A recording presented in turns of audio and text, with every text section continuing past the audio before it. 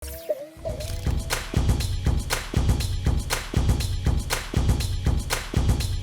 रहना उतना मुश्किल काम नहीं है जितना कुछ लोगों को लगता है।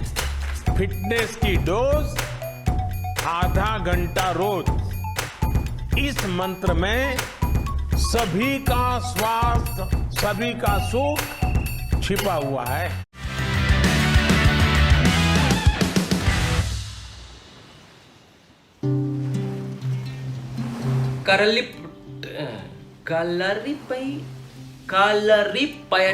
Kalaripayattu, yes, finally got it right. Kalaripayattu, आप लोग भी ट्राई करो। वैसे आपको बता दूं कि इस टंग ट्विस्टर के पीछे मार्शल आर्ट्स की एक बहुत ही पुरानी, लंबी और एक्साइटिंग कहानी है।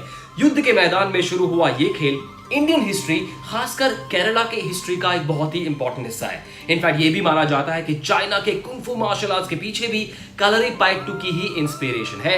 And so fit India, Ek Bharat Shreshtha Bharat के indigenous sports of India programme के तहत I am back with yet another sport and its interesting tidbits and facts. मैं हूं मनीष बठाविया और आज हमारा इंडिजिनस स्पोर्ट ऑफ इंडिया है कलरीपयट्टू।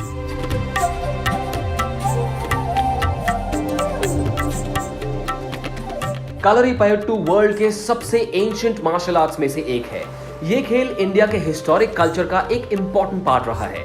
कलरीपयट्टू भारतीय मार्शल आर्ट्स की सबसे पुरानी कलाओं में से एक है। अब आप इसके मीनिंग के बारे में सोच रहे होंगे, है ना? मैं हूं ना, मैं बता देता हूं। कलरी का अर्थ है ट्रेनिंग फील्ड और पयट्टू का अर्थ है प्रैक्टिस विद और विदाउट वेपन्स, यानी हथियारों के साथ या बिना हथियारों के अभ्यास। अब जरा सोचो, कलरीपयट्टू है कि नहीं सभी मार्शल आर्ट्स पर भारी।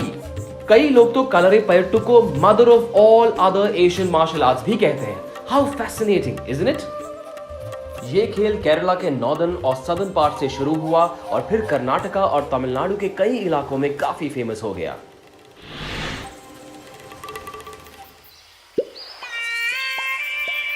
केरला की बात करें तो आखिर इसे ऐसे ही गॉड्स ओन कंट्री नहीं कहा जाता।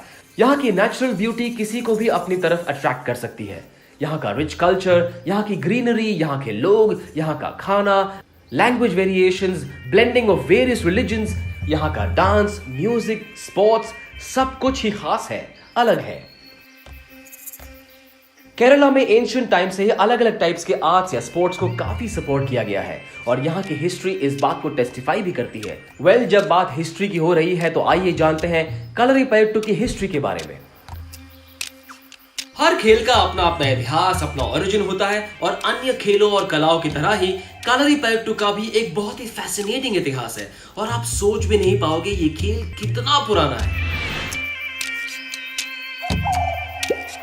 कलरीपयट्टू का रूट्स इंडियन माइथोलॉजी से रिलेटेड है। आज से लगभग 17,000 साल पहले अगस्त्य मुनि को father of the ancient warfare माना जाता था। इसी युद्ध कला से आगे चलकर कलरीपयट्टू का जन्म हुआ।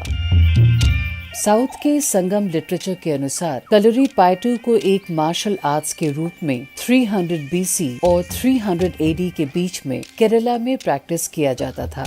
हालांकि कलरीपयट्टू को ऑफिशियल रिकॉग्निशन 1362 AD में ही मिला। कलरीपयट्टू के नॉर्दर्न स्टाइल को मानने वाले लोग महर्षि परशुराम, जिन्हें भगवान विष्णु का अवतार भी माना जाता है, कलरीपयट्टू का पहला गुरु या प्रैक्टिशनर मानते हैं। जिस स्थान पर मार्शल आर्ट्स का अभ्यास किया जाता है उसे कलारी कहा जाता है। ये एक मलयालम भाषा का शब्द है। हालांकि कलारी का लिटरल मीनिंग होता है थ्रैशिंग द फ्लोर या युद्ध का मैदान। आज के समय में केरला में कई कलारियां हैं। हर एक कस्बे में दर्जनों ट्रेनिंग स्कूल्स हैं और हमारे देश के बड़े बड़े शहरों में जैसे मुंबई, दिल्ली, चेन्नई और बैंगलोर में भी ट्रेनिंग सेंटर्स हैं। वैसे कलरीपयट्टू की ट्रेनिंग अब दुनिया के दूसरे देशों में भी होने लगी है। अगर हम टेक्निक की बात करें तो जंपिंग, रनिंग, सोमरसॉल्ट, पूजा, ध्यान, ये सभी चीजें कलरीपयट्टू की ट्रेनिंग का एक इम्पोर्टेंट हिस्सा है। But what about the tools? भाई बहुत सारे खास टूल्स की जरूरत पड़ती है। मैं बताता हूं, I will tell you more about.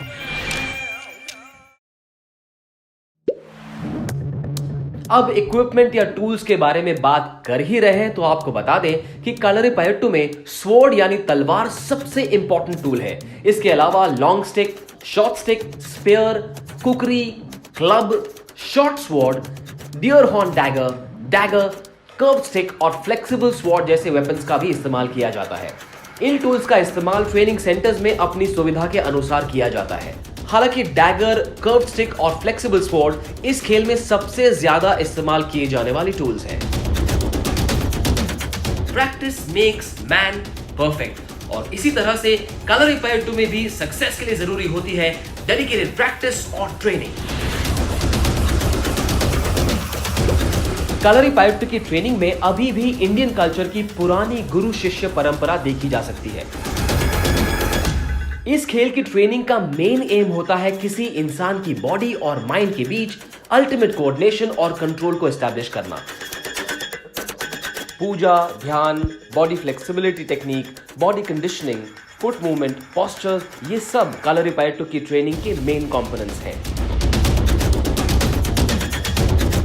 In basic exercises में महारत हासिल करने के बाद कलरीपयट्टू की ट्रेनिंग की इंटेंसिटी धीरे धीरे बढ़ती है। स्ट्रक्चर्ड मैनर में तैयार किया हुआ सिलेबस एक स्ट्रॉन्ग बॉडी और फोकस्ड माइंड डेवलप करने में काफी हेल्प करता है। कलरीपयट्टू का ये ट्रेनिंग कोर्स आमतौर पर 5 लेवल पे होता है: बेसिक, इंटरमीडिएट, एडवांस्ड, सीनियर और फिर इंस्ट्रक्टर लेवल। कलरीपयट्टू के बेसिक लेवल में स्टूडेंट्स को डेली बेसिस पर प्रैक्टिस करनी होती है, जिसे नॉर्मली 3 महीने में पूरा किया जा सकता है। बेसिक लेवल के बाद इंटरमीडिएट लेवल तक पहुंचने के लिए 6 और महीनों की डेली ट्रेनिंग होती है। कलरीपयट्टू की ट्रेनिंग में हर लेवल पर 3D यानी डिसिप्लिन, डेडिकेशन और डिवोशन की बहुत जरूरत होती है। ट्रेडिशनली कलरीपयट्टू के 2 स्टाइल्स हैं, नॉर्दर्न स्टाइल यानी कि वड़क्कन कलरी और सदर्न स्टाइल यानी कि ठेक्कन कलरी।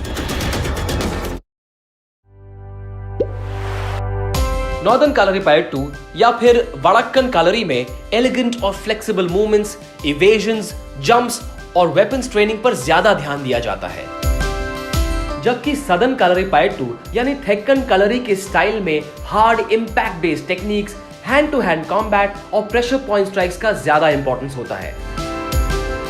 कलरीपयट्टू की ट्रेनिंग में बेसिक स्टेप से फ्लेक्सिबल स्वॉर्ड चलाने तक मेनली 18 टेक्निक्स हैं जो 8 इंपॉर्टेंट पोस्चर्स यानी अष्टवणिमुकल का इस्तेमाल करके सिखाई जाती है।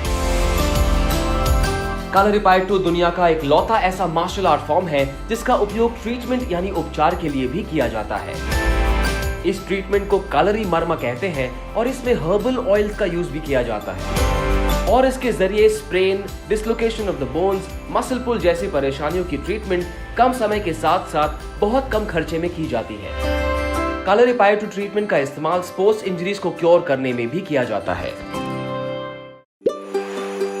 अगर आप कलरी प्रैक्टिशनर बनने की चाहत रखते हैं तो मैं आपको बताता हूं कुछ ऐसे कैरेक्टरिस्टिक्स जो कलरीपयट्टू के डेडिकेटेड प्रैक्टिशनर को डिफाइन करती हैं। डिसिप्लिन, गुरु की respect, regular training, strong body, patience, humility और साहस। इन सभी गुणों को सीखने के साथ साथ आपको शांत स्वभाव रखने की प्रैक्टिस भी करनी होगी। एक इंडिविजुअल के रूप में उभरने के लिए ये सभी क्वालिटीज आपको काफी हेल्प करेगी।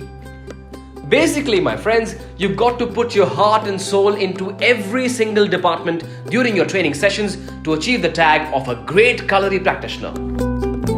कलरीपयट्टू की इंपॉर्टेंस को इस बात से समझा जा सकता है कि इस एक मार्शल आर्ट्स ने अलग अलग तरह के परफॉर्मिंग आर्ट्स को काफी इन्फ्लुएंस किया, फिर चाहे वो डांस हो या movies.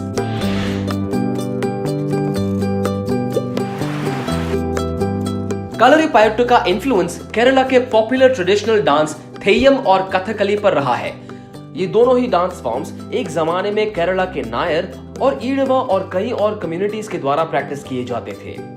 These communities in fact comprised of the original kalari fighters. आपको ये जानकर हैरानी हो सकती है कि कई लोगों का ऐसा सोचना है कि कुंफू जैसे मार्शल आर्ट फॉर्म ने भी कलरीपयट्टू से ही जन्म लिया है। And here is a hashtag fun fact. This Indian martial art traveled to China in the 6th century AD with Daruma Bodhidharma, an Indian Buddhist monk and a Kalaripayattu master from erstwhile southern Kerala, which is now in the Tanjore district of Tamil Nadu.